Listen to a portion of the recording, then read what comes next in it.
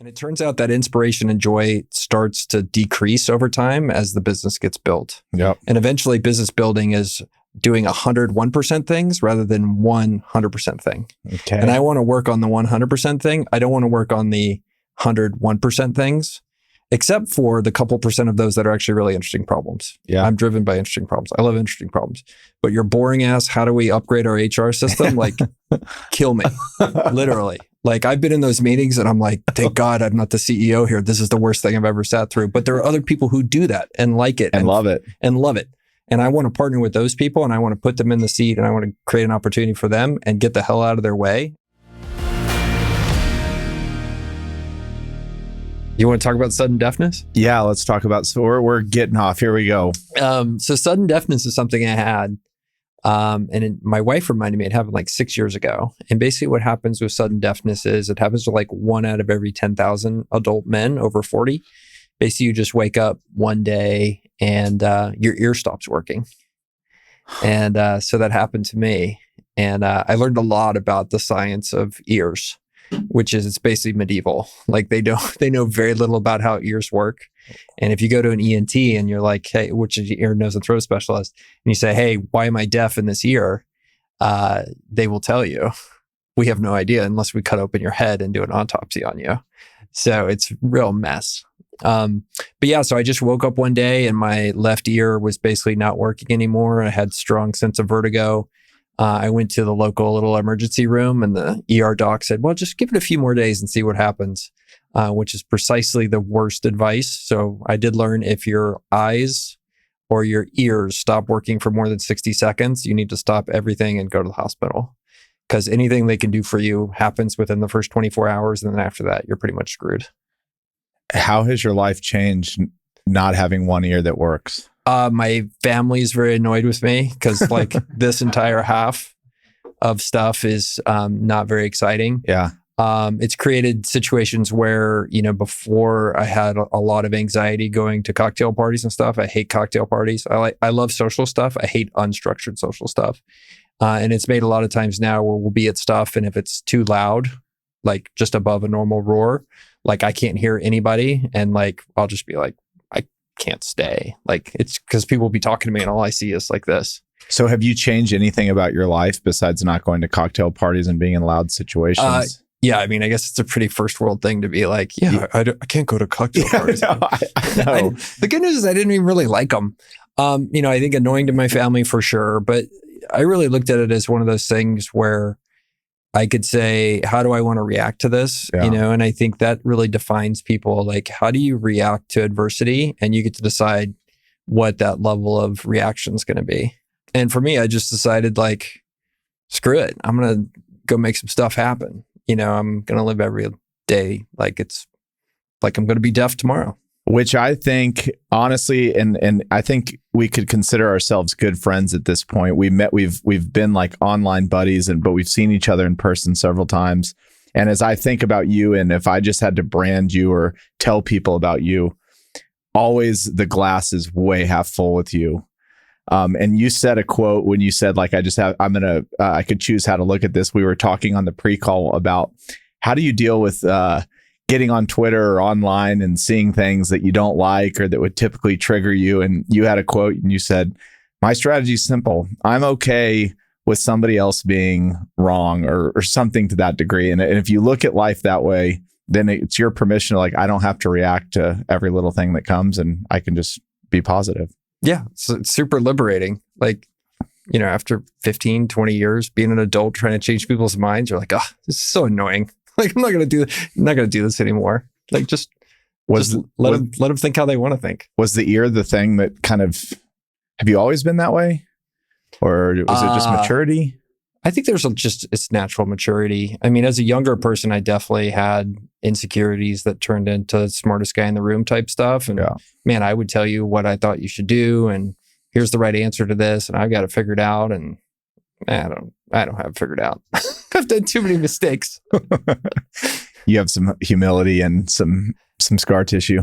I think one of the transformative things I really gravitate towards teaching. Like, I just love it. I think it's so much fun. And the intellectual challenge of how do you translate an idea and give a person that kind of perfect thing that they need to hear Yeah. to help them unlock and achieve. Like, that's so interesting to me. And, I think that if you're in a position where you can just be okay with like letting them be wrong, but then when they're open to it, be there for them, like, that's super fun. And I don't know if I just wandered off into another space, because sometimes I'll think about 3 ideas at once, but we're gonna go wherever this goes. Okay. And when we talked at lunch earlier, I said we might start somewhere, but I think we're gonna incorporate that later. Let's just kind of keep going on teaching. So, you are a prolific teacher and you've been super generous. And so I want to kind of move into how I would describe, as someone who's just been outside looking in, this creator momentum that you've built. I really think you've leaned into this in a big way. And when we talked earlier, a lot of it was based on teaching people. But maybe let's just start with, like, why have you chosen to put so much time into building an audience and becoming more maybe notable on the internet? Yeah. Lots of reasons. I think most good ideas tend to have multiple factors. So there's not one reason for it. Number one, I think, I enjoy the process, like the teaching process. And, I don't know if you've ever looked, have you kind of studied what makes an okay tutor different than like a really good tutor? No. So they went and studied what makes an okay tutor different than a really good tutor. And the difference was, an okay tutor will tell you the correct answer. The great tutor gets into your head and tells you the perfect answer. And like, to me, that's such like a cool challenge intellectually, to be like, okay, well, like, this is where you're at. Like, let me really understand what you're thinking. And like, I'm reading Twitter all the time, thinking about like, what are people thinking about this? Like, where are they at? What is their perspective? Trying to understand that. And then that intellectual challenge is like super fun. And then I dig into it and lean into it. And then the other like thing that happens is, you have a situation where you're teaching and giving on Twitter, and like every time I do it, I get paid back 10x, right? Yeah. Like, so let's just take it a micro level. Like, you and I have become friends just because like I beat my ass writing threads on Twitter, right? Like, that's how we've connected. You've gotten to know me, I've gotten to know you. Like, that's like a great gift. And so it's that reinforcement that happens because it's just an enormous return on investment for me, top to bottom. But to be fair, I would say when we first met, maybe we were all kind of messing around on Twitter, trying to figure it out. But I would say in the last, 12 to 18 months, you've taken it to another level. Was that a decision, or was that just, hey, I've really enjoyed fumbling around on Twitter for 3 years. If I'm going to spend this much time on it, maybe I should channel it more, or something of that nature? I want to win. Yeah. If I could help more people, that's a win. Yep. Yeah. So, for this year, I had that goal of getting 150,000 followers. Made it a month late, unfortunately. Yeah. 2 months in, I discovered that the follower count idea is a total stupid metric. Doesn't really matter. But I still kept doing it because I'm me. But yeah, there's a level of like, it's a competitive thing. It's like a video game to me. Like, and I don't mean it in an I win, you lose way. Yeah. But I definitely want to win. Yeah. Why do the follower counts not matter like you thought they would? So people think back in the old days on Twitter, follower counts were people that actually saw your stuff. And then when they went to the algorithmic like approach to things, it changed what your audience actually is. So your reach is somewhat correlated to your follower count, because it's typically indicative that you're putting out good stuff. But now you can look, and there's people with 2 million followers or 150,000 followers, and they get like 3 likes a post. It's because their stuff's not any good. And the algo has learned not to prioritize their stuff for viewers. So what makes good stuff? What makes for good stuff? Yeah. Look, I think there's different versions of that. Okay. And you see that there's different people putting out different stuff. There are all kinds of corners of Twitter that you and I don't go into. Yeah. There's adult entertainment Twitter. There is my least favorite corner of Twitter, which is bro Twitter. I would describe it like a non-masculine Twitter. Have you ventured into this? No. It's the worst corner of Twitter. Like, it's the worst. It's this like, what's a non-masculine Twitter? They're anonymous people. Okay. I'm trying not to use the incel word, but they're basically that. And they're people that are promoting this like Andrew Tate type stuff. All right. So they're in the Andrew Tate genre, some version of that, and they're promoting like, this is how you can be more of a man. Yeah. And it's like, no, being more of a man isn't cigars and whiskey and being a jackass and treating women poorly. It's actually the opposite of that. Like real men take responsibility. So that's like my least favorite corner. Okay. So you can produce stuff there. Yeah. But like ultimately, I think that kind of Twitter corner grows because it's based on negative emotions. Yep. To me, I think the best tweets are ones that come out of a place of good and giving. And it's like, how do you help somebody become a better version of themselves? How do you help them achieve their goal?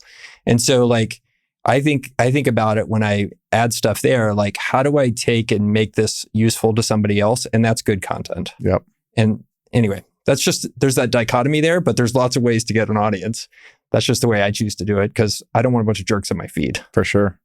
To give the listener here some idea, and people ask me about this all the time and like how much time you put into it, but can you maybe give a little bit of a insight into like how you think about writing, how much time you spend writing these threads? I mean, these are not things you put together in 5 minutes. These are very meticulously put together, and maybe just a background of like all the effort that goes into what people actually get to read by the time they read it. Yeah, 100%. Well, there's a dichotomy. Yeah. So there's like the people that create, intently for Twitter.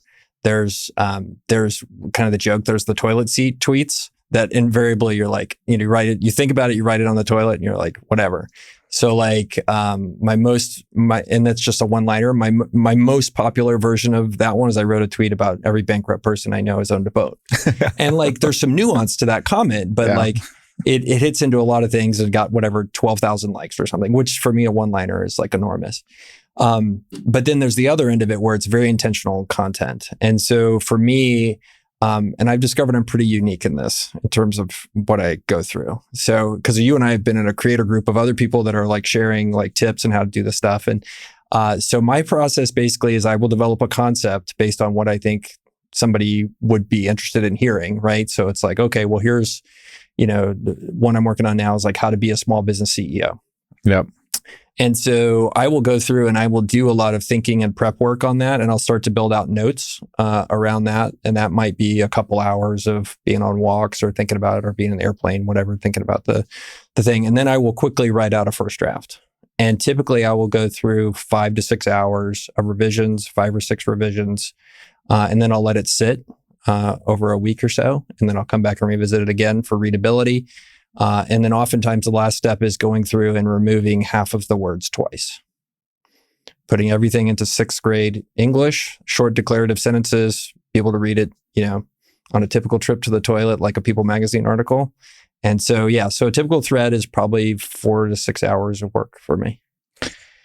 And the pace sucks. It's a long game. You keep telling yourself that. It's a long game. Okay, here's where I struggle. And I told somebody this the other day on the phone. I felt like I have not participated and tweeted near as much as I used to. And maybe you've kind of answered it, but a lot of times I'm like, people already know this. Or I don't want to come off as, I never want to cross the line of coming off as like kind of what you said, like, I know more than you do, or look at me, look at me, look at me. But you have found like a great balance of it really comes off as genuine teaching. But the real question is, how do you not overthink some of the concepts from a standpoint of everybody probably knows this anyway? Why am I going to put it out? Like, how do you get through that mental block? Yeah. No, I hear you.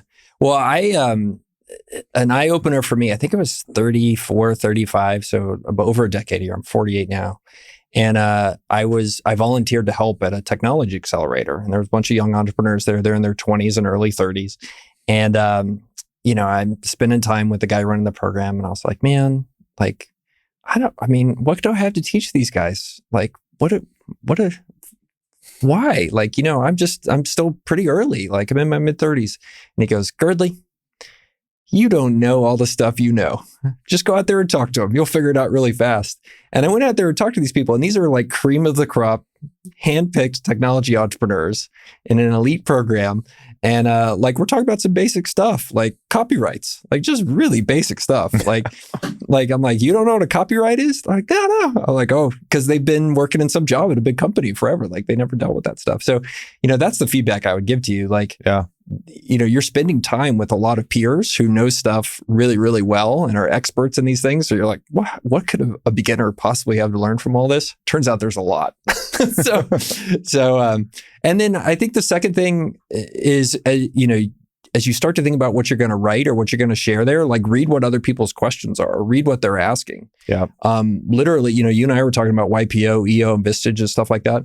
Literally today in the plane on the way up, I was talking to a guy on Twitter and he's like, what's a peer group? Yeah. And I was like, oh, you don't know what this is, do you? Yeah. Like, I was like, okay, like, I know I can help you. Yeah. Okay. You have 150,000 followers now. Now let's just frame this from, what do you think, now that tool is in your tool chest or that arrow's in your quiver, as you move forward in business, how does that audience that you've built factor into how you look at time going forward? Yeah. Well, I mean, I wish social media paid better because I would devote more time to it, but it doesn't pay very well. But it's an amazing accelerant for the things you're doing, right? It makes you smarter by writing. It makes it easier to hire. Like I put a job post up today. So we're hiring, I'm building a media team. Okay. So I've got, one person, Mirko, who's amazing, who produces our podcast, not as well as this one, Johnny, just so you know. It's a shadow of yours. But we're doing good. We're doing good. And then, but it's gotten to a point now where I've learned I'm really good at creating and I find a lot of joy in that. And I'm happy to do that unpaid. Distribution is so annoying. And by distribution, I mean like figuring out which clips you're going to show and figuring out writing episode summaries. Like I hate all of that stuff. Yep. Or repackaging stuff I have. Like I have so much stuff that I've created and it's like buried in a blog somewhere. Yeah. So we're going to hire folks to do that. So anyway, over time, like that's how I see it, but I see it as an accelerant for the core business that I'm in. Okay. Now you got me interested. So this media team, do they just work on your stuff or are they an agency that work for other people? How are they going to get paid? Oh, well, yeah. So I'm gonna pay them, unfortunately.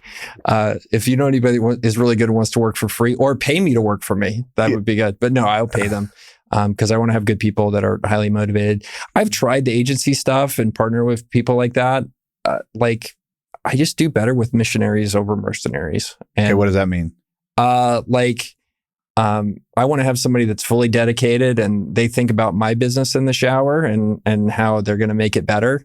And they're a missionary and they're aligned with me. Hey, we're going to change people's lives by creating content and putting it out there. And a mercenary is thinking about how they're going to grow their agency and I'm one of their customers. Yeah. And so, the difference I think in social media between pretty good and great is pretty shallow. Like that's a pretty narrow gap, but it's hard to reach that gap, right? Yep. And that 6 hours that I talked about in doing threads, I want people that are on my team that have that same level of excellence. Somebody that's running an agency isn't going to have that because I'm just one of their customers. How do you think you find these people? Because I think we're in like this world of creatives. Like, what do you look for to go like, how do you hire that person? Because I guess some of it could be a resume. You could look at their past work, but is there something else you're looking for to go, this is somebody that they basically become your left brain. They get what's inside your head and can become extensions of you. How do you do that? Yeah. Well, I think to every hiring job for me is the same process I run with everybody else. So it's a combination of top grading, which is this track record based hiring process, which I talk about all the time. The personality assessment tool, you and I both use the same one, Culture Index, and then aptitude, a general mental aptitude assessment. And, I can take those things as kind of a first filter, but then use the personality that I learned through the top grading process to really understand them. Yep. So like Mirko, who works with us, like the dude's a bulldog, right? He's in Argentina. He produces stuff for our podcast and has helped us do really well, right? And but what I saw in him was a pattern of things that I knew I wanted to have the kind of culture he had built into him in terms of how he was wired on my team. Yep. And he has proven to be that guy. Like he's ride or die, right? Yeah. And it's just like, I want to have those type of people around. And so, yeah, it's track record and then the same hiring process I use with everybody else. Okay, I'm just going to keep picking. This is selfish. What is a well built out media company or media staff that you've envisioned in your head look like? Yeah. Hopefully it's built around where I think my strengths and weaknesses are. right now, I don't want anybody else to help with creative. There's other people that are good with the outsource creative to their team. And you could see it, like there's people building little media empires. What I want to do is just accelerate all the crap that's already coming out and help me filter it and make it really good. Yeah. So for example, like right now I've got 13,000 people or whatever on my newsletter. And I don't write very often because like I'm too lazy to take the Twitter threads and put them in the newsletter. Like that seems terrible to me. I'm like, oh, I have to do that for free? Give me a break. But so people that in my case can be that wagon wheel, the spokes. And I know we're not supposed to do this in an EOS like modern business thing. I'm supposed to be automating things, but like I just need people to do those things that I really hate in terms of my stuff. So we're going to be taking the content that I already have, which I think is genuine for me. Like, I don't want to be publishing somebody else's content under my name. I mean, you see big creators that are doing that, and that's just like, I'm not interested in that at all. I don't want to be like, hey, like this is ghostwritten for me. But then like being omni-channel as opposed to uni-channel where I am now, but doing that with a team. Yeah. So if you want to keep probing, I will continue to I'm gonna keep probing because all I did for this episode were like 3 topics, and creator is one of them. And I think you're part of this emerging class of, and I would maybe put myself in this category, not near as great as you've done it, of people that are coming from the business world and becoming creators. Whereas you also see a lot of creators that have never run a business, and so it's interesting to watch these professionals. Maybe we're digressing or aggressing. I don't know which way we're going in our career. We'll see where it ends up down the road. But we are starting to, okay, we have this knowledge of stuff. Yeah. Now, how do we kind of reinvent ourselves? And I don't think it was a conscious decision I made. I just kind of kept doing it. And I think, maybe you did too. And now I finally sit here going, okay, I've created 4 years worth of content on the podcast. I've not really thought too much about it because I've had this other thing. But I'm just now waking up, and we talked about it a lot at lunch today, to go, oh, wow, this might be the next thing. And here's why. And we can talk about what this could lead to down the road. But one thing I was going to go back to, you just said I've got 13,000 newsletter followers. Would you rather have 13,000 newsletter followers or 130,000 followers on Twitter? Oh, right now, the 130,000 on Twitter. Okay, why? Because I actually enjoy creating content for them. Yeah. But look, I think highlight something going on with Twitter right now, which is it's changing under the new ownership. It kind of sucks right now. Elon has said that he wants to create something for the masses, and that may mean niche creators like us get punished. Yeah. And there's, if you look at who's really doing well and the tweets that are working well now, they're all mass markety mid-twit stuff. Right? The niche kind of, here's esoteria about property management or acquisitions in real estate, or like, here's how you hire a CEO. Like that stuff is getting punished. And like, I see creators that used to publish stuff that was super interesting and would get 400 or 500 likes and would get visible with people. Like I saw one of our mutual buddies, he clearly spent several hours on a thread today on investing that was very good. 4 likes and like 1,500 views. And do you think that is because they've already changed the algorithm to that, or because as they're unraveling the algorithm and trying to get it where they're going, things are starting to crumble under their feet? I don't think you should ever attribute to malice what you could attribute to just cluelessness. Yeah. But I do think that if you look at the charts that Elon has been putting out, and I use his first name like I know the guy, like my buddy Elon. He comes over to my house for barbecue. Like, I mean, that's the other thing with some of these. You ask for questions from Twitter for me, and they're like, he surely has met some famous people. I was like, no, I'm a big nobody. Like, seriously, I like being a nobody. Like, I don't hang out with famous people. It's just like I'm just a rando. Yeah. But anyway, if you look at the charts like that he has published, and by the way, here's a great thing about the algorithm recently. I don't see any more Elon tweets. I don't see him at all. I don't know what's going on, but it's because like I don't interact with them. Correct. I'm just like, I'm not interested.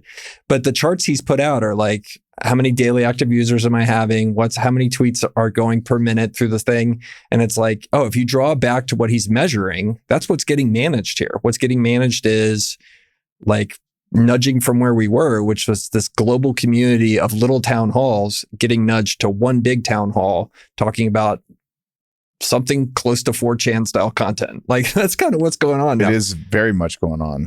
And I think it all happened right around my birthday, January 4th.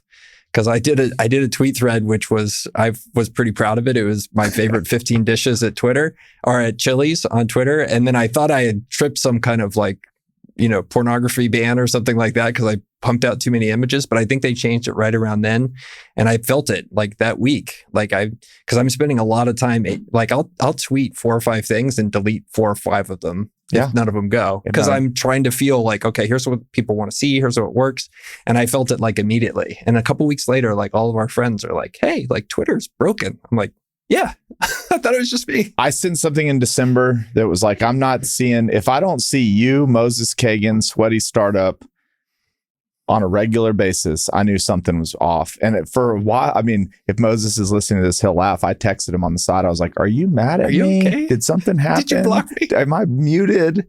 But it was, and I will tell you, it's made me realize how much what I loved about the old Twitter was feeling like I was walking into a room with all my best buddies and we were just going to start chatting. And now I feel like I walk into a room and I just don't know who's going to be in there.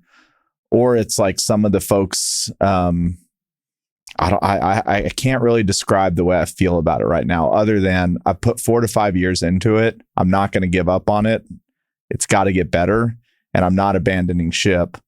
But I do miss that niche community vibe. But I also can acknowledge the importance of maybe a big community vibe too. Yeah.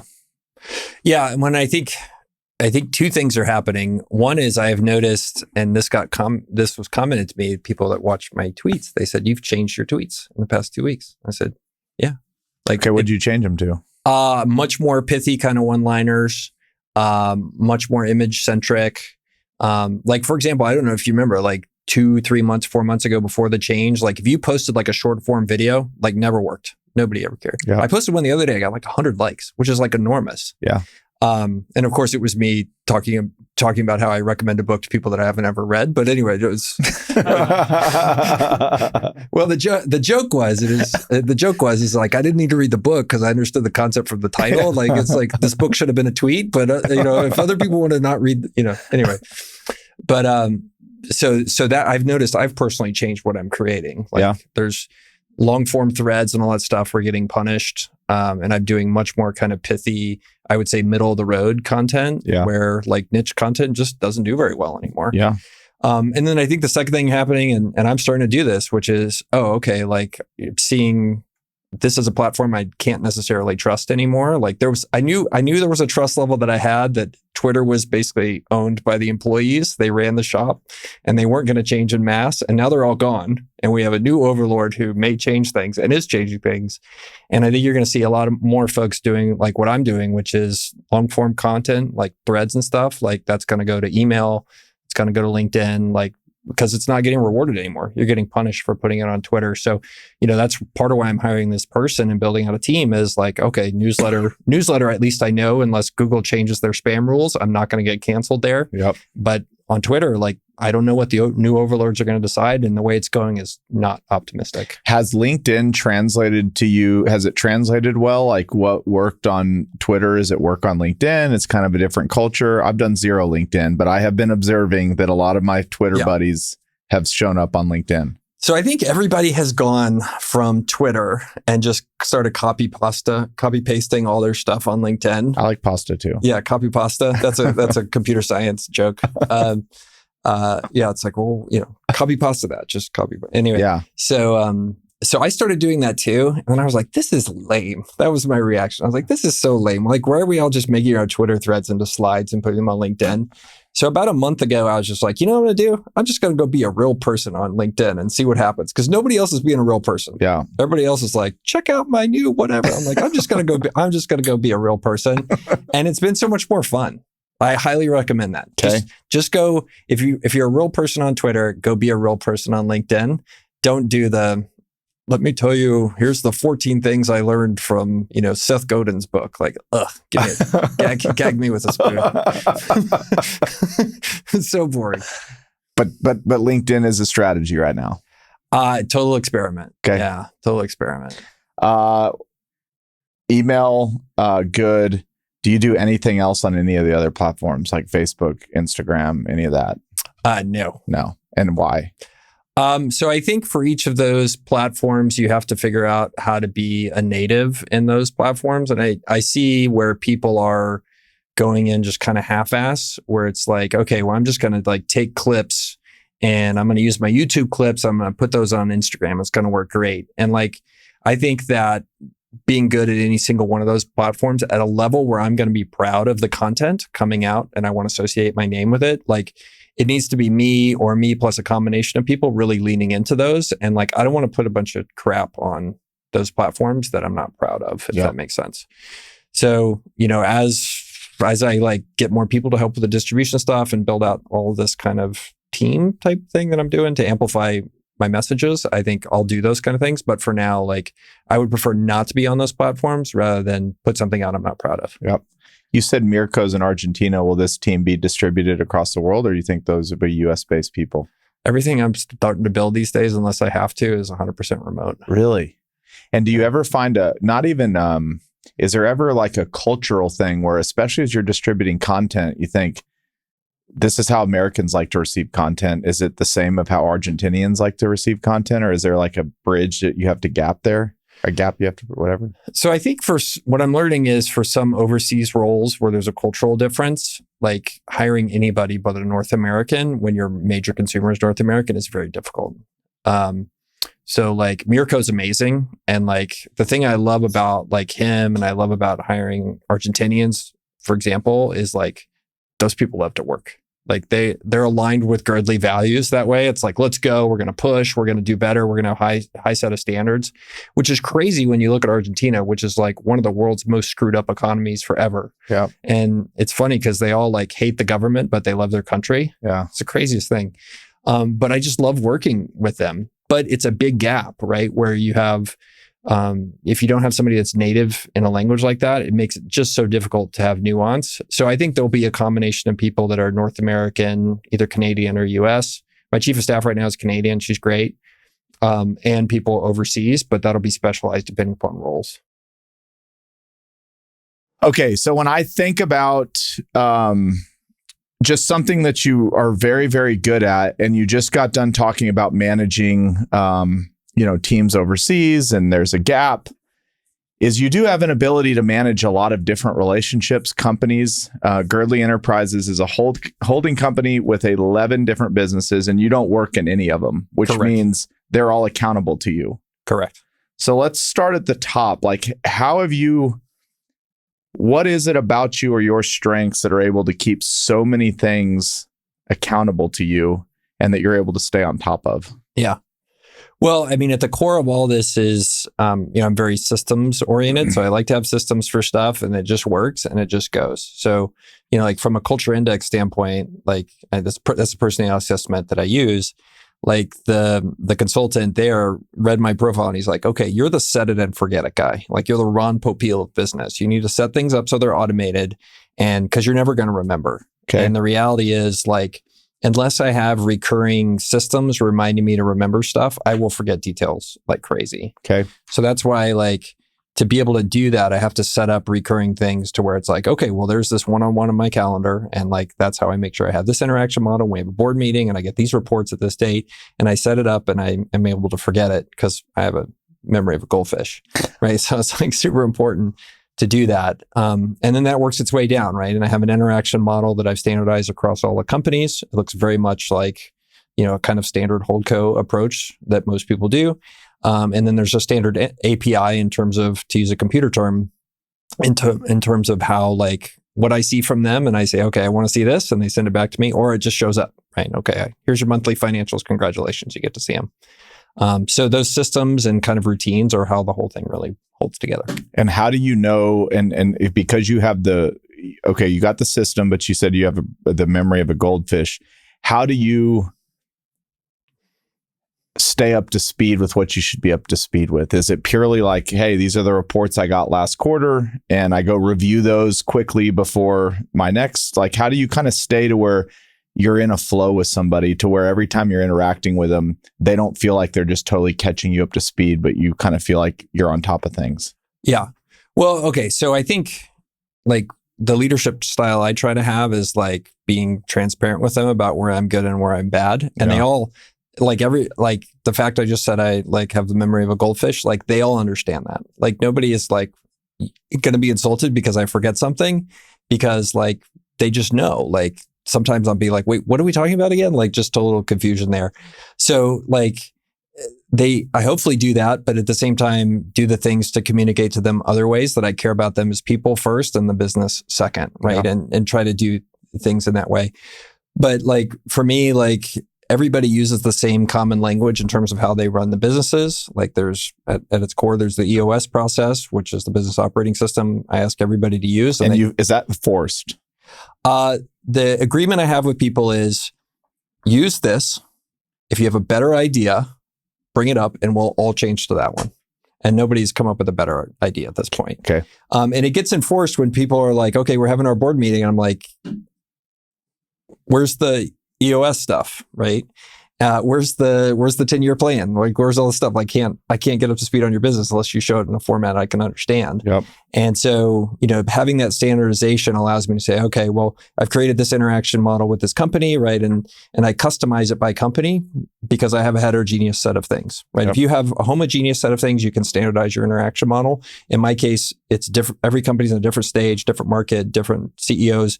And then the different CEOs is important because different CEOs need different things from me. And I customize that for them. And so I get those things and I have that defined interaction model, and it all gets run by my Google Calendar where it's like, okay, like this is showing up on this date and I'm having this one-on-one on this date. I'm having this quarterly meeting on this date, and the routine just happens. Do you ever screw up? All the time. Like what would you screw up on? For example, all the time, baby. No, I mean, all kinds of stuff. I mean, the very basic stuff, like, because I have so much going on, like it's impossible to keep everything in my head. Like I may forget things. Yes. So I could do that. For example, one of the things I've tried to get much better at is not jumping to conclusions on things. And actually, working with my business coach, I actually switched to be too much not jumping to conclusions. Okay. And that caused some problems where the last set of, it went from, hey, he jumps to conclusions too much to, hey, he's not providing enough input. Yeah. So like the pendulum swung the other way. So I'll do that as well. And then there are times where like, if I'm not careful, little cracks can come in where like that process that's supposed to happen, like the every 2-week one-on-one or the weekly one-on-one or the monthly meeting, I can let things fall through the crack. And I just have to be super diligent to make sure that I don't have that happen. Because the last thing you want to have it's, with business problems, it's super easy if you know about them 4 months before they're critical. If you know about them 4 minutes before they're critical, that's really bad. Yeah. So that way I can try to stay ahead of things. So many things I want to unpack, little questions here, but okay, just going back to EOS real quick. And anybody that's listening, if you don't know what EOS is, read the book Traction. It'll tell you everything you need to know about EOS. It's an operating system for businesses. My question to you is, do you teach every business EOS, or do you hire an implementer with every business, or do you just make the CEO read the book and hope they understand what it means? I let them choose how they're going to deal with it. So really? Yeah. So there's a super high level, like for me, like I want to empower the CEO to take ownership of it. So I am very limited in what I tell him or her they're going to have to do. Yeah. So if they want to hire an implementer, they can do that. If they want to self-implement, they can do that. If they want to delegate it to an employee in the company, they can do that. Like I'll coach them and I'll say, I think you should do it this way or do it that way. But other than that, I'm not going to force it on them one way or another. And just, I think I know the answer because this is a lot of things. There's that imaginary line of when are you doing too much? When are you now becoming the CEO yourself? Right. What happens if, in this example, they choose to self-implement and it's just been a poor job, which you see often for first-time implementers of EOS? Yeah. Well, that's where I would give them feedback on the work product and just say, hey, like this isn't very good, or you're breaking this rule here. Though sometimes they get pretty good and they tell me I'm misunderstanding the rule, which happens. It's pretty fun. Like, oh, okay, well, thank you. We'll pull out the book and be like, page 82. But yeah, that would be feedback for them, but it would be in the context of all the other work product they're preparing. And then, I'm spinning up and I do an annual review process for all of them. So where some of that would get sussed out in terms of, okay, well, is that going well or not? what was the core problem maybe there that caused them to make a decision and predict it went the wrong way. Yeah. And so, yeah, that's just be part of all their work product. You're the business coach to them, and often the chairman could be considered maybe a business coach, but you just said you have a business coach. Yeah. Well, and most of the CEOs that I work with are also in peer groups. So a lot of them are in the other peer group run by my same business coach. Oh, really? Yeah. They're in another business group. There's like 4 of them in there. So what do you feel like you still have to learn? What do I feel like I still have to learn? Yeah. It's really interesting. I mean, I feel like at this point I'm there's 2 categories of things that are learnable. One is there's all this kind of temporal stuff, like tactical stuff that's changing all the time. I'm curious about that stuff. Like, okay, what's working? And that's pretty obvious stuff. But I think at this point, like I've read enough business books and been around the block enough that really, to use the Donald Rumsfeld idea, like there's the unknown unknowns. That's the stuff I keep learning. And that's why I like Twitter so much. Like I'm just stumbling around. And like, Johnny and I were talking in the pre-show. He like told me about something I hadn't known before. And I took a note. I was like, okay, I'm definitely doing that. Yeah. So like those unknown things are just by like kind of stumbling around and trying stuff, like it accelerates my learning. What does your chief of staff do for you? Well, it's pretty good. We talk about my memory of a goldfish. Like the other day, like I was in the one-on-one with her and I was like, I'm getting managed here. Like, this is great. Like, this is really good. But like, I'm really good at like being at 60,000 feet and developing insights. I'm terrible at taking 60,000 feet stuff and bringing it down to 5,000 feet to where it could be implementable. And so a really good chief of staff for me is going to be somebody who, to use culture index, is going to be low C, likes to have a lot of stuff going on, but is totally comfortable with taking that kind of, when I walk in and I'm like, I don't know what I need, just make it good. And they kind of ask me some questions, try some stuff. I give them some feedback and they are comfortable translating that down into where the rubber hits the road. Like that's super valuable. And then frankly, just there's processes that I know how to do that I have to get done, but like I should delegate those things, like running a small hiring process. Yeah. Those are things where it's like, okay, you go do this. So like the social media person we're hiring, like she's running that process. Yep. And we've agreed on here's how it's going to get done. And she'll present 1 or 2 candidates. We'll agree on them and then we'll go from there. And then she'll probably build a training plan for them as well. Can you give an example of just like a real life example of something that you might conceptualize and that how it actually ends up getting done? Yeah. So all that hand waving stuff I did about the social media stuff, she's re-architecting all of that. So I'm like, okay, this is where I think we need to go. We need to be, becoming more email centric. We can't depend on Twitter anymore.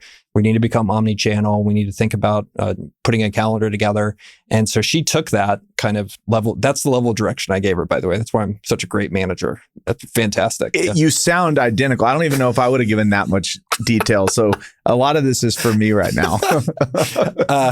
Well, it's funny. One of the CEOs, that I work with, he's like, okay, Girdley, stop philosophizing on me, because that's the type of culture index profile. It's like, I need some detail here. You got to tell me exactly what you want. I was like, yeah, just give me a financial statement that looks good. Like, I don't know why this is hard. Just give me this format right here. Just do this. Something looks like this.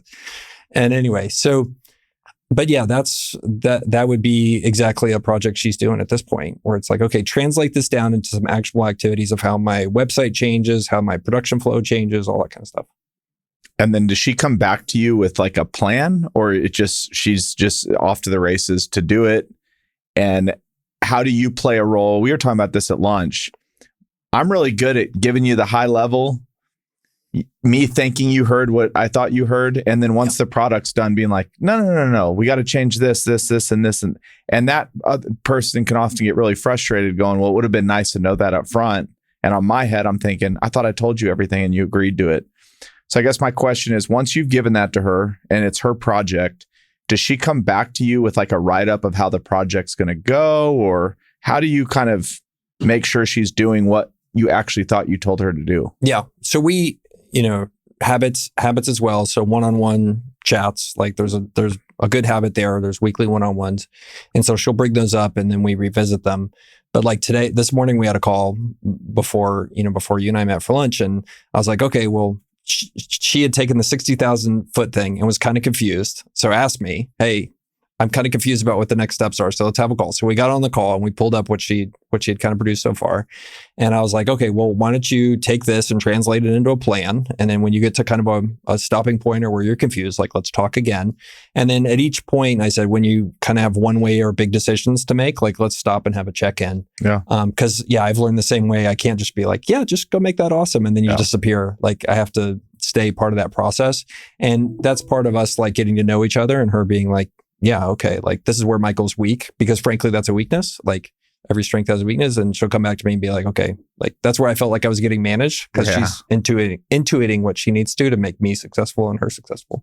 What was there a certain moment, or was it just kind of continuing to mature where you realized this was your role in business and it wasn't in the business any longer? It was going. Or did you take tests and that's what the test told you? Like, when did you kind of get the clarity that this is where I sit in the world? Yeah. Well, I was, fortunately, I feel like I can talk about small business CEOing because I was small business CEO twice for, over a decade. And, there was this kind of pivotal moment where, like, I went away on vacation, and, like, came back 4 weeks later and, like, everything was running better than, like, when I had left. And I was like, you know what? I may suck at some stuff. And over time, that idea and that level of humility, like, gets reinforced because you try things and they don't work. Or in my case, like, you buy into kind of the personality assessment, culture index or predictive index type stuff. And they're like, yeah, you're a flawed and perfect human being all at once. Like, accept that and lean into your perfections and hate on your flaws and let somebody else take care of them. Yeah. And, understanding that, I think, has been, eye-opening for me. I don't, there's a lot of entrepreneurs that think they can do everything. Yeah. I suck at a lot of stuff. I'm really bad. Oh, me too. Really bad. What is your process for, so we're going to talk about, we're going to get to big ideas in a little bit, and maybe we can kick it off with one thing one of the things on our call that was most interesting was you said one of my goals going forward is I only want to work on big things. Mm-hmm. Let's just actually start there. What does that mean to you? Yeah. So I think the transformation I've made is, at this point, and I think everybody kind of reaches this in business, you kind of look up and you're like, okay, well, if I really didn't want to work anymore, I don't have to. Yeah. Right. Like, where am I going to find meaning, and what kind of games do I want to play that are going to be interesting to me? And I think that's where having a business coach has been really helpful. Like, once a year, we'll sit down and kind of take stock of like, okay, what are you excited about? What are you dispassionate about? And for me, like, things that didn't have a ton of impact or potential to make a shit ton of money. That's a technical term. Yeah. Like, those are not that interesting. Yeah. They're not, I'm just at the point in life where I think, I probably could not work ever again if I don't want to. Yep. Which I kind of say that and I feel like really weird because, like, people are like, well, why don't you just quit? And I'm like, why would you ask that? Like, that's how weird of a question it is to me. Because I love playing the game so much. Yep. And so to me, there's a 2x2 dimension of impact and potential financial outcome. Whether that's 9 digits or 10 digits, those are the types of ideas that I would want to work on that 20 years from now could look like that. And along the way, I think the theme of everything that I do is I've looked at it, and with my business coach, it's like, what's the theme of everything you do? It's like, I create opportunity for other people. Like, I run a school. Like, our fireworks business, creates jobs for people that come in and run those locations. Like, all of that are things that I've created opportunity top to bottom, these things. And I want to have that level of big impact. I just don't want to do it on a small scale anymore. Okay. Now that we've set that, you've been a master at being able to take things from an idea to kind of launching them, and then when it's your time to get out. So I don't know, maybe we could describe how in the past you've gone from idea to getting it off on its own and taking the role that you eventually take, which is a chairman or an advisor type role. And then I want to go from there and go, does that process change as you go through big idea thoughts? Are there different filters you put in place? So let's just start with number one. What has been your process from going from, hey, I have an idea to start this, to it's launched and I'm back where I need to be at the chairman level? Yeah. Yeah. Well, I mean, I think historically that I've realized I'm a business creator and not a business builder. right? And there's people that I think find a lot of joy in business building. Like I probably could do it if I wanted to kill myself, but like it's not fun for me, right? But the idea of creating, synthesizing all the opportunities, synthesizing all the people and the resources there, and kind of doing, I do this effectuation style creation of new ventures. Like all of that is where I find inspiration and joy. So I want to stay there. And it turns out that inspiration and joy starts to decrease over time as the business gets built. Yep. And eventually business building is doing 101% things rather than 100% thing. Okay. And I want to work on the 100% thing. I don't want to work on the 101% things, except for the couple percent of those that are actually really interesting problems. Yeah. I'm driven by interesting problems. I love interesting problems. But your boring ass, how do we upgrade our HR system? Like, kill me, literally. Like I've been in those meetings and I'm like, thank God I'm not the CEO here. This is the worst thing I've ever sat through. But there are other people who do that and like it. And love it. And love it. And I want to partner with those people and I want to put them in the seat and I want to create an opportunity for them and get the hell out of their way and be their best friend and supporter. Because together we can win, because I don't want to do it. It looks terrible. This is the worst.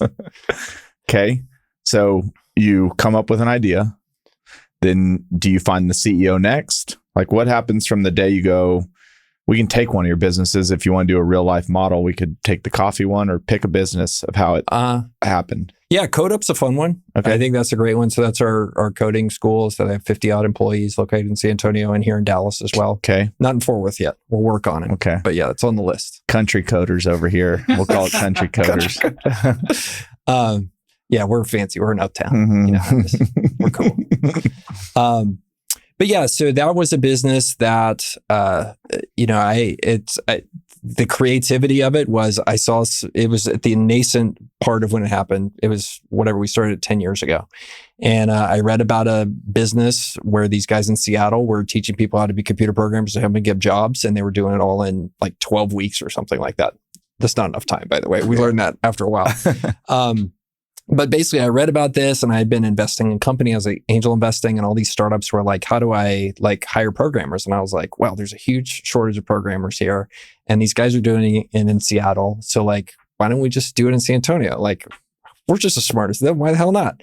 And so we took the same idea, and there were only like 7 or 8 of these boot camps at the time back then. And I remember being in our house and I turned to my wife. I was like, you should do this. That's usually the first Girdley thing. She's like, I don't want to do that. Yeah. And so then I was like, okay, well, she doesn't want to do it. I guess I'll just make it happen. So at the time I knew a couple of guys because I didn't want to teach the classes. I knew I was the right person to start the business, but I knew I didn't want to actually do real work. Just kidding. I'd do work. And, in that case, I said, okay, well, like I texted a couple people and I texted this guy, Jason, who's now the CEO. And I said, hey, Jason, like, check out this idea. We should do this. That's the whole pitch. And so he said, look, we met and he said, I totally want to do it, but I'm also starting a business right now. And I started it a week ago. So I have to do that too. And that was a consulting business. So an agency for software development. So we need to get another teacher as well. I said, okay, well, let's go find it. So we found our third co-founder. So it was a guy, Chris, who was also located in there. And so I said, okay, well, like, let's start this business. Let's go see if anybody wants to buy, what we're selling. And really that was the theme of kind of everything that I do under this effectuation model of entrepreneurial creation, which is like, you go figure out what the biggest risk is and you see everything you're doing as an experiment. And to me, the biggest experiment was not could we teach the course, not could we find a classroom, not could like we create a logo, but it was, does anybody want to pay us for these courses? Because if I couldn't get anybody to pay us for the courses, it doesn't really work. So this is 2012 or so. And so I told the guys, I was like, okay, like, let's try this. And they said, okay, well, we'll build some curriculum. I was like, no, don't build any curriculum. Don't do that. Because it doesn't matter. We know we can do that. The big risk here, if you build all this curriculum, is nobody wants to buy the damn thing. Yeah. So we put up a website. I started having like little like seminars at the co-working space. I'd buy everybody pizza and I did this like song and dance. And I was like, okay, once we sign up 15 people willing to put down deposits, then you can start building curriculum. And at that point, like we got 15 people and I was like, okay, build the curriculum. We're good. And along the way, we had structured how we're going to structure the business, who's going to own what, who's going to get paid what. And, I agreed to take more ownership, but not get paid, which was a good decision. And, basically we went off to the races and I was the first CEO. So that was my kind of last small business CEO job. And I did all the marketing, business, admin, all this kind of stuff. Dealt with the authorities when they called us because we weren't licensed. And then they did all the teaching. And we did the first course, then we did the second course, and eventually, 18 months later, we hired a CEO, and I got out the door. And now you're just a chairman to that CEO. The first CEO, she ended up leaving us. Okay. And then Jason, who is one of the co-founders, made a transition from being teacher, shut down his other business, and is now CEO of CodeUp, and has been doing it for 4.5 years now. That's awesome. Okay, so as you think about big ideas, which when I hear that, I'm thinking things that are just going to take a lot more effort to get done. Or maybe they're just ideas that are so good that they can start small, but they have a huge impact. Does your model change at all? I don't think so. I mean, our business, Dura Software, I think is an enormous idea that checks those boxes. It started small. Started with me and, my partner and co-founder, Paul, buying one software company. Yep. And then we bought 2 software companies. And we bought a third one. And so, yeah, I think the idea that you have to start big in order to eventually turn something into something big is definitely flawed, right? I mean, there's the Silicon Valley venture capital thing where you can do that and you go raise big time VC and good luck to you. Yeah. But I think there's plenty of bootstrap businesses that can get there. MailChimp is a great example, right? Just start small. If it's going to work at $1 billion scale, it's going to work at a $10 scale. That's my opinion. I've never heard that before. That's true. You have done VC investing. Do you still VC invest? I'm still working on our funds that we raised in 2014 and 2016. And yeah, I still spend part-time on that stuff because I made a commitment to the investors and people that gave us money and my money. I'm not raising any of the new funds. Yeah. Did the same exact thing. I raised a 2014, 2017 little angel fund. Yeah. Never again. It's tough. The people I would tell you, if you're raising a venture capital fund, if you're somebody that wants to be true to your word and wants to do right by investors, like you're signing up for 10 to 12 years. Yeah. And, that's one of my kind of core values. Like I couldn't take somebody's money and I put my own money in, a good chunk of the money. My partners and I were 10% of the money. And, but I look at my partners and they have the love for it. Yeah. They love it. That's awesome. And I want to be the man in the arena though. Yeah. As a HoldCo, do you do capital allocation? How do you know when to take earnings or distribute them? This is a total Twitter question. Oh, we're going to get through a few. I studied the Twitter question. I know just so I know. Look, I think in my course, by the way, I got to promote my course. Oh, that is, if you look on the screen and you go HoldCo course, we're about to get there. It's super funny because every time I talk about the course and stuff, by the way, I made the course because I was so sick of answering people's questions for free. And I was just like, okay, fine. If you would like the answers to these questions, you could pay me. Anyway, and it's also great because it selects out. If you can find somebody willing to pay $2,500 for a course, they're going to be some people with some wherewithal and they're going to be truly motivated rather than the people who are just DMing me random questions. But anyway, the way I think about it in terms of capital allocation, capital calls, and how that works with the companies is there's a hurdle rate that is risk adjusted on a per company basis. So I will take a look and say, okay, I want to have an IRR, for example, of X or a yield of Y on my overall portfolio. And then I will adjust that up or down depending upon what the company's kind of risk profile is. Got it. And then if they are, investing below that, they need to send money up to, Papa Gerd. And if they don't, if they have a great place to deploy it, which most of them do, then they can keep reinvesting capital and we'll go from there. And as far as if they do have somewhere, is there a hurdle or a certain return that you want? Does it have to be in year one, or do they just have to convince you it's good, or how do you know it's a good place to deploy capital? Yeah. So there's early on with the smaller stuff, we will be doing a lot of, wet finger in the air kind of, does this make sense by feel? As the companies get more mature, we will do more sophisticated kind of sensitivity analysis around those. So, our fireworks business is very sophisticated in terms of how we do underwriting of deals at this point. They'll build LBO models, or not LBO models, but leverage models in terms of site development and estimations, all that kind of stuff. And so we have a hurdle rate for them, and then the individual businesses will analyze those kind of on a per initiative standpoint. All right, we're going to get to the course in just a second. That's fine. We promoted it already. That's the part. No, I think we're going to tie what we just talked about with HoldCo with being a creator, and the plan was to kind of bring it down to this thing. But when you have 11 companies, you have 11 CEOs. 11 CEOs are, what's the typical profile of a CEO? Hard charging, maybe a little ego in there, maybe a little, I think I'm right. All great people. But I guess the question becomes, what happens if you're at odds? Or you don't seem to me to be somebody that you get at odds and maybe we're going to be mad and fight over it. But like when you just do not align with what the CEO wants to do, are you ever, as your system set it up to where that filters it out really far in advance to where you're not being surprised by something? Because once you have 11 personalities, it seems to me like there could always be something where it's like, all right, we're in severe disagreement here. How have you thought through that?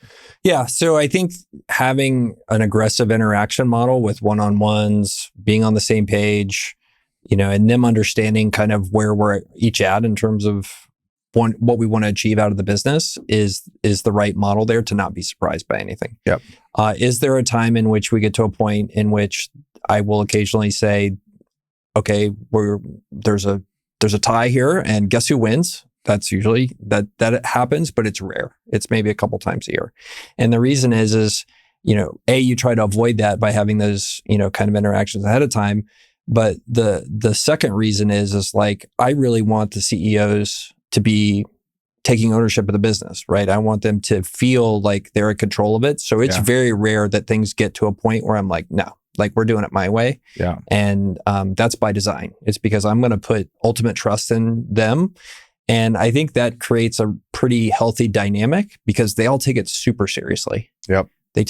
They're like, man, I'm really being trusted with this. Yep. Like I need to really bust my ass because we're putting faith in them. And you had done a thread on it at one point. I think it was how to hire a CEO, but are there best practices for how to incentivize a CEO? Yeah. I think there's different models in which you can do it, and they can get tailored by the situation. So if you say somebody's coming on really early and they're a co-founder CEO, like a great way to have them is give them equity from day one, right? They can share in the risk. If somebody's coming into an established business, it's oftentimes more difficult to give them equity. So the model that I actually use is a bonus style structure that is incentives based around them being aligned with the interest of the owner. So say, for example, if the investment thesis to own a business is maximizing multiple for time of exit 5 years from now, and we don't care about profit, you can incentivize them around that. Or if it's healthy growth, right, you can create an incentive around there. So I did a thread on that. It basically ends up being a 2x2 matrix where it's like EBITDA versus revenue. And I use that with, pretty much everybody at the C-level in my companies now. Okay. All right. We're going to now take it back to kind of the top on HoldCos. So when I think of a HoldCo, just so we're all speaking the same language, but I think you said there's multiple different types. Some people like to think a HoldCo is like, oh, you just don't do a whole lot. It's just this entity and it owns all these businesses, and they just, and maybe Warren Buffett's made it seem easier than others, maybe not. But in your opinion, what is a holding company? Because as I watch people on Twitter, I sometimes see these people that say they have holding companies, but then I watch what they're tweeting. I'm like, you're an operator, dude. Right. This is a fake hold company. This is an operating business. Yeah. So to you, what is a hold company, or what are the different types of hold companies? Yeah. So, at its core level, a holding company is a business that owns multiple independent businesses with leaders that are empowered to run those businesses, subsidiaries. And there are different flavors of those. There's everything from like a Warren Buffett style, what I call a pure holding company, which is like this, and that's what I do. It's like a disparate set of unique assets, and you may even run different strategies. And then there's all the way at the other end of the spectrum where you may only buy, say, things targeting the same industry, or you may only buy this our software business Dur is a HoldCo, but it's a different type of HoldCo because they only buy B2B software companies. Right. So like they can run a different model than what I do where I'm totally, distributed in terms of my HoldCo. And then there's roll-ups, which I also consider HoldCos, where you can have, you buy 3 different chains of, oil change places. That's a roll-up that, technically could be considered a HoldCo, and I consider it that. And ultimately, I think the difference is between an operating business and a HoldCo is what the CEO does every day, which to your point, people think, oh, you just kind of hang out and you go to Dairy Queen and you drink your Diet Cokes and you hang out. Like most every HoldCo operator I know operates more like I do, where we're working our ass off. Yeah. Because we don't own Union Pacific and all this stuff that Warren Buffett. Yeah, I wouldn't do anything either if I owned Warren Pacific, Geico. But guess what? Like the baby boomers bought all those companies. They're not around anymore. Yeah. So the rest of us Gen X, we got to figure it out. And but in my case, like what the CEO does all day is capital allocation, coaching, supporting, monitoring. So the operation I'm doing is supporting those CEOs, and it's a full-time job. Is there a capacity where you just can't take on anymore? So what people mostly tend to do is you end up creating like people underneath you to take portfolio managers. Yeah. Will you do that? Possibly. I mean, I've got a lot of room to scale right now just because my model is like really low touch, right?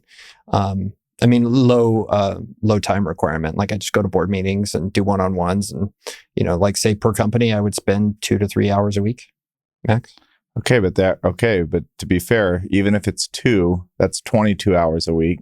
If it's 3 hours a week, that's 33 hours. Absolutely. Yeah, but I'm only at 11. So but then you've got threads to write. We're going to get to what does a week in the life of Girdley look like. But in fairness, let's just say you added 4 more companies. Then you're kind of at a spot where maybe you have to hire that next person. Absolutely. Yeah.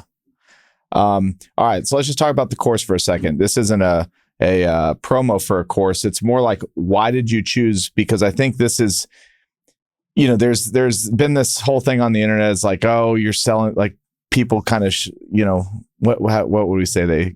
They tease you if you have a course. But as I actually think about this world evolving, and I think about all the information we give away for free, and then you're at a point now with 150,000 followers where, to be fair, if you wanted, your whole full-time job could just be responding to people. That would take up your whole week.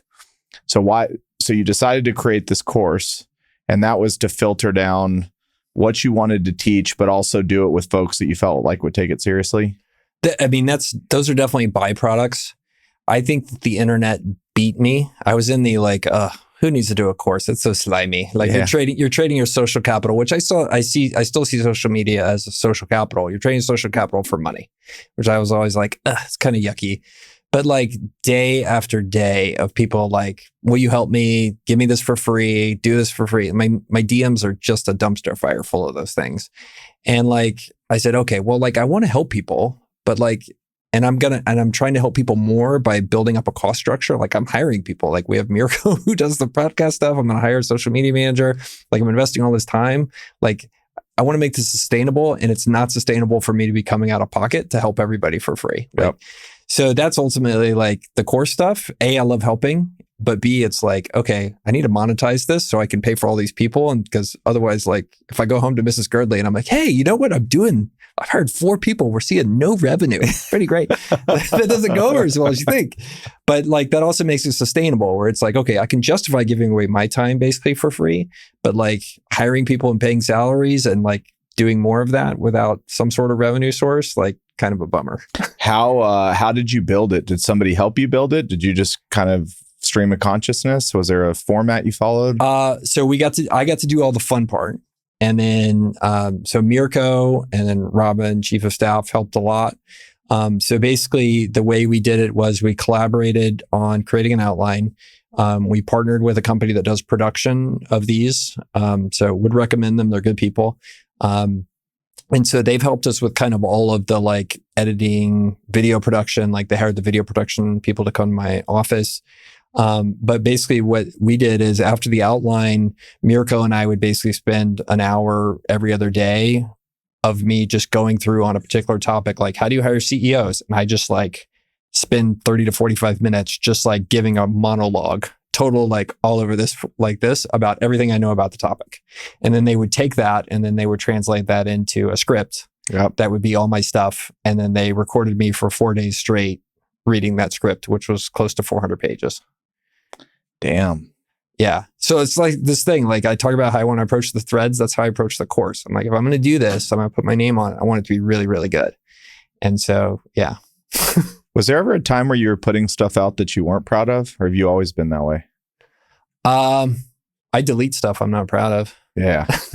Well, like I put out a couple threads. I'm like, God, this thread sucks. Yeah. Damn it. I hope nobody noticed I deleted it.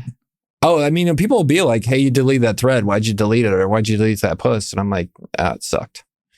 So you spent, can you even give you spent how many hours building this course of your time? Hundreds. And obviously some cash along the way. So you have a lot invested in this course. Time-wise, yeah. I mean, course production is really actually not that expensive. Like all the infrastructure and everything is like $17,000. Okay. Yeah. Have you started selling it? Yeah, we've done pre-sales. So I've got like 55, 60 pre-sales. How do you sell it? Just through your newsletter? I write a Twitter thread and then I say, hey, please buy my course. And some people buy the course. Okay, so now we're getting back to where we started though. Yep. And this is where I think, when I think of the podcast, you've built an audience and now they know what you're about and you can kind of point them to things that, are, it's not a for-profit thing, but it's saying, look, if I'm going to put all this time into creating content that everybody's going to benefit from, I also at least want to have the lever to go, hey, I want to get into that business. Everybody check this out. And you kind of have a way to basically pre-sell everything that you want to get into. Yeah. Whether it's an actual course or just getting people in it, invested in it or interested in a business that you're in, or maybe you need investors for a business you're about to get in. Is that how you think about growing this distribution long term? Yeah. I mean, I think the business of distributing the social media, like I just want to break even on that. Yeah. It's kind of like Acquisitions Anonymous, our first podcast, like we always kind of joke, hey, we're almost breaking even. We did break even last year. I made $30 an hour working on the podcast. That is below my normal rate. Yeah. But it's a total like joy to do it. But yeah, on the distribution stuff and like scaling the messages, like I maybe there's a better word to say the messages, because I feel like I'm like a evangelical preacher or something, but like to scale that, I just want to break even on that stuff. Yeah. And then I'll make money doing other things. But yeah, if I'm going to be scaling and producing and distributing more stuff and hiring help, I just don't want to be losing money on that. All right. So we're getting to the tail end, but I think we've covered a lot today and we brought it kind of full circle there with creator, HoldCo, how things could be sold and bought and sold because of the audience that's being created. And now we're just kind of saying, with all of this confluence of business, this emerging audience that you're starting to create, and you've now been through what I'd call the first half of your career and you're entering the second half of your career. If I just said, where is Girdley going to be like 20 or 30 years from now? We talked about big ideas, but you're a philosopher, so you've obviously thought about this. Like, what does the second half of your career look like that might be different than the first? Yeah. And it's interesting. We've talked about that at lunch. I actually think I've gone through 4 segments. Okay. I'm in the 4th segment. So yes, to answer your fourth question, quarter. To answer your question, like a true philosopher, I'm going to change your question for you and make it better. This is like, I don't know, culture index people will think this is funny, but anyway, culture index jokes are the best. But no, I mean, that's how I think about it. So, phase 1 was working for other people, learning how big corporations work, being miserable there because I just didn't feel like I was working on interesting stuff. Yeah. And then making a transition from working in tech in California to like running the least tech oriented business at the time. We had one computer when I came back to San Antonio and it was connected to the internet and we had dial up. That's how we emailed around. We had an AOL address. And I did that for 13, 14 years as a CEO and learned a lot there, but learned enough to know, hey, like there's better people at this than me. Yep. And the third phase was kind of doing what we're talking about, like being okay working on smaller things. And really now I see myself as having a foundation where like I just want to work on hugely impactful stuff, big outcomes, big ideas. And I'm going to do one every year, one every 2 years and get them going and see what happens.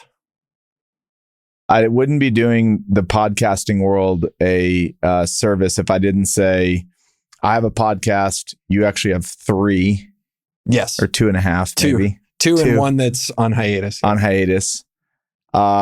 We've talked about being a creator. Why have you chosen podcasting as a medium?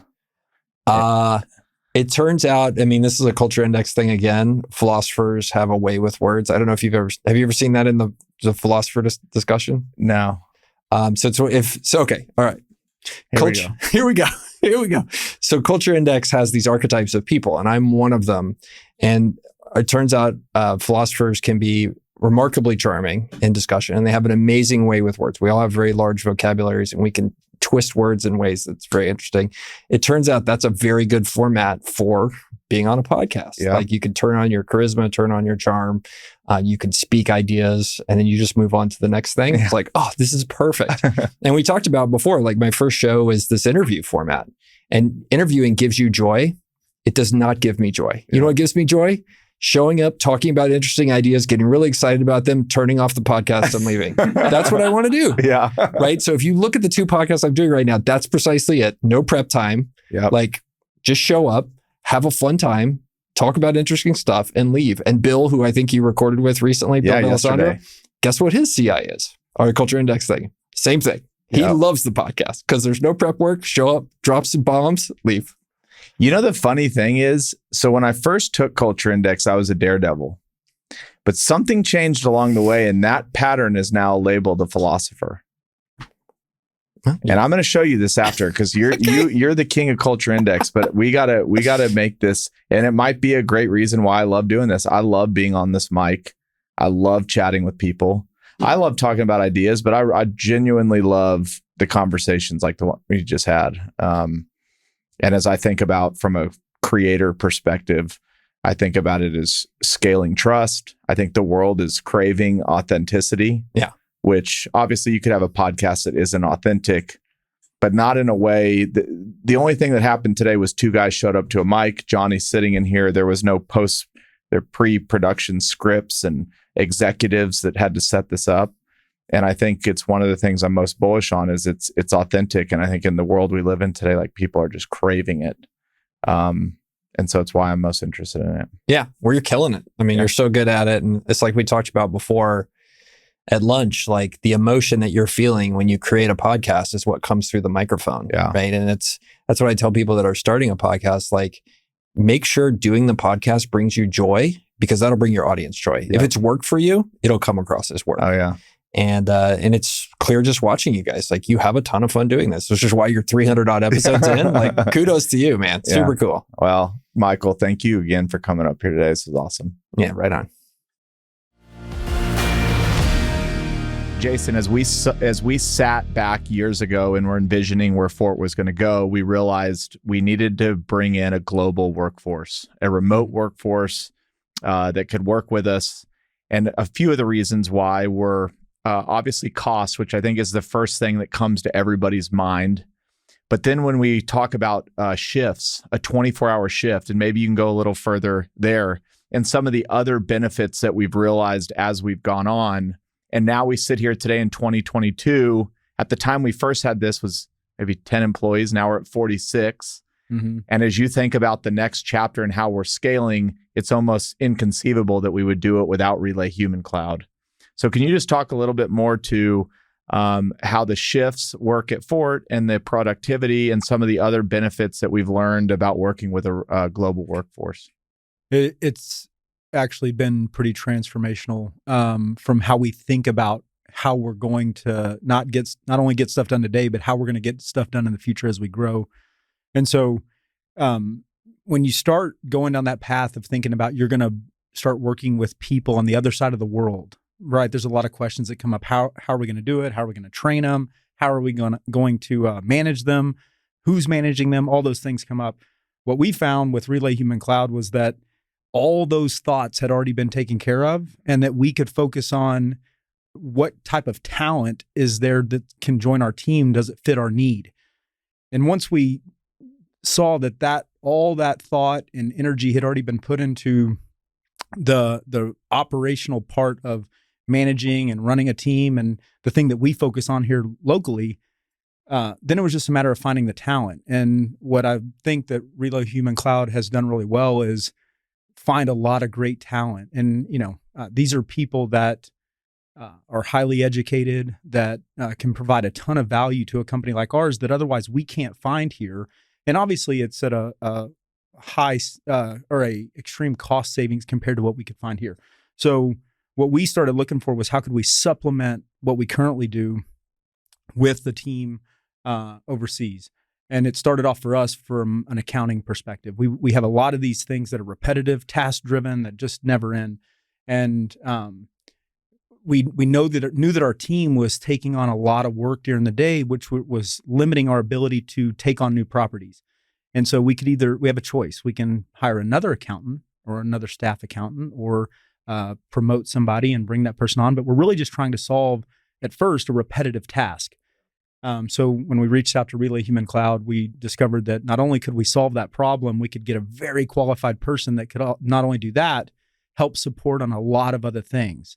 And so very quickly it turned into, we're trying to solve some repetitive tasks, to bringing on more and more team members that were actually helping us grow our accounting department without having to bring on a lot of people here. And so that just continued to grow. So since then, we've brought on additional assistants, but it started with accounting.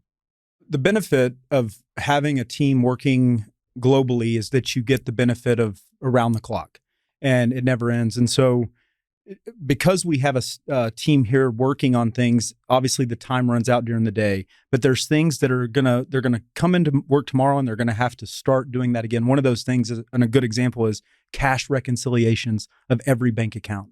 At Fort Capital, we have 50 bank accounts, and there's cash reconciliations that have to happen every day. Well, that was something that locally a team had to come into work and start working on every day. Well, that just means there's other things they can't start working on. What happened immediately with our team at Relay Human Cloud was that overnight they were processing all those. They were doing all that accounting work on the back end, so that when our team showed up in the morning, they could start on more important tasks that were happening locally, directly related to the property. And that allowed us to create efficiencies. And so that's just one benefit. We can go through an entire list of things that we have discovered that overnight can be done to help increase the efficiency of the accounting team. That extends beyond the accounting team. It also extends to the property management team, processing invoices. So Fort Capital, we have millions of square feet of industrial space across the country. And with that, you have a lot of invoicing that's happening at all times. You could name a million things, whether it's paying bills, contractors, tenants, whatever it is. There's a million invoices and that can all be processed in India overnight, so that when our team comes in, they're not spending their day processing invoices, which allows us to get to more proactive accounting measures, so that we're using our accounting team to actually push the company forward, not keep up with what's coming at us, right? And so we found a ton of efficiencies by having the 24-hour workday. So following that up, it was also important to us, because that could have been done anywhere, but we wanted it happening under one roof with people that we knew, that we worked with daily, that were part of our team. And so as you think about these people that are halfway across the globe, it still doesn't seem like it seems like they're in the next room over. Right. And that's a good point. And I think what's important to understand there is that this group of individuals that are working in India are working directly for our team. They are a part of our team. They're in our systems. They communicate with our team every day. They are not just an extension of our team, they are a part of our team. And so it is much, much different than if you go hire a third-party service out there in the world that you're asking to process invoices, who you're having to send critical or important data to that is, or might be sensitive, right? Information. We actually have all that internal, and this team is a part of that internal team. And so it's a much different way to look at outsourcing than if you're just outsourcing it, even here locally in America. There's a risk there that you're sending your data to somewhere else. This is all happening internally.